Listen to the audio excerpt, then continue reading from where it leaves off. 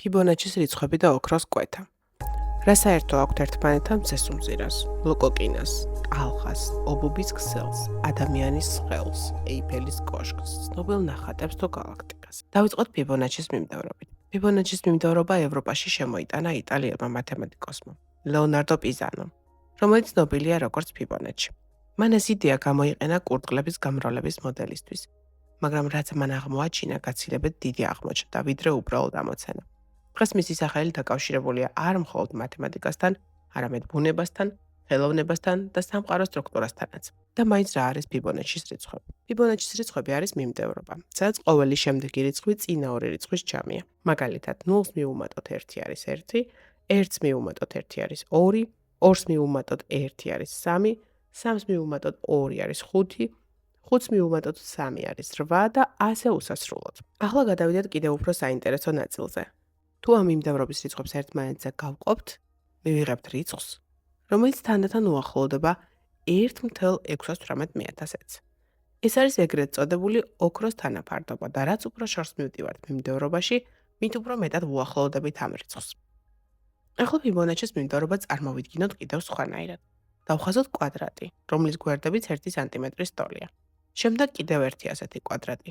როგორც მიმდევრობაში გვქონდა, ყოველი შემდეგი კვადრატი დავხატოთ წინა ორი კვადრატის მოცულობის ჯამის ტოლი. წარმოიდგინე, რომ ფიბონაჩის კვადრატებს ერთმანეთზე ვამატებთ, როდესაც ამ კვადრატებს ერთმანეთთან ვაერთებთ, მივიღებთ თანათან მზარდ მართკუთხედს, რომლის გვერდების სიგრძე მუდმივად იცვლება და მიყვება ფიბონაჩის რიცხვებს. ასევე მუდმივად იცვლება გვერდების შეფარდება. მართკუთხედის გრძელ გვერდს თუ გავყოფთ მოკლეზე, მივიღებთ დაახლოებით 1.618.000-ს.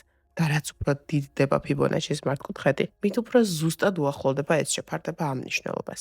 ამიტომ ეძახიან მას იდეალურ პროპორციას, რადგან ის ბუნებრივად ჩნდება ზრდის პროცესში და არ არის ხელოვნურად შერჩეული. საინტერესო თვისება ის არის, რომ თუ ამ ოქროს მართკუთხედში თითოეულ კვადრატს შიგნით მოვხაზავთ მეოთხე წრეულ კალებს, მივიღებთ ოქროს სპირალს, რომელიც ვიზუალურად ძალიან ხშირია გარემოში. იქნება ეს მზესუმზირა, ლოკოკინა, ტალხა, ობობის ქსელი, ადამიანის სხეული, ეიფელის კოშკი, ცნობილი ნახატები, გალაქტიკა, არქიტექტურა, ძველი საბერძნეთის ტაძრები, დიზაინი, ლოგოები, სასწავლო მასალები და სხვა. ფიბონაჩის კვადრატებით აგებული მართკუთხედი არ არის უბრალოდ გეომეტრიული ფიგურა. ეს არის პროცესი, რომელიც იზრდება და თანათან პოულობს ბუნებრივ ბალანსს ერთ უნივერსალურ თანაფარდობაში. ის წერტილი, სადაც ეს კვადრატები იმდენად პატარავდება, რომ თითქმის შეუმჩნეველი ხდება და სადაც სპირალის ხაზი საბოლოოდ იკარგება, არის სწორედ სპირალის ცენტრი, ანუ ოქროს წერტილი. ადამიანის თვალი ქვეცნობიერად პირველად სწორედ ამ წერტილს ამჩნევს. ის არ არის გამოსახულების გეომეტრიულ ცენტრში, არამედ ოდნავ გვერდზეა გადახრილი, რაც კადრის დინამიურობასა და ბალანსს ძენს. ახლა მთავარი კითხვა: რატომ ირჩევს ბუნება ამ ერთსა და იმავე პროპორციას ისევ და ისევ?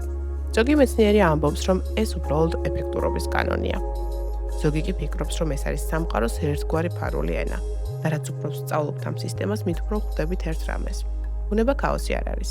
ბუნება არის მათემატიკა, რომელიც მოძრაობს და გვხვდება ყველგან.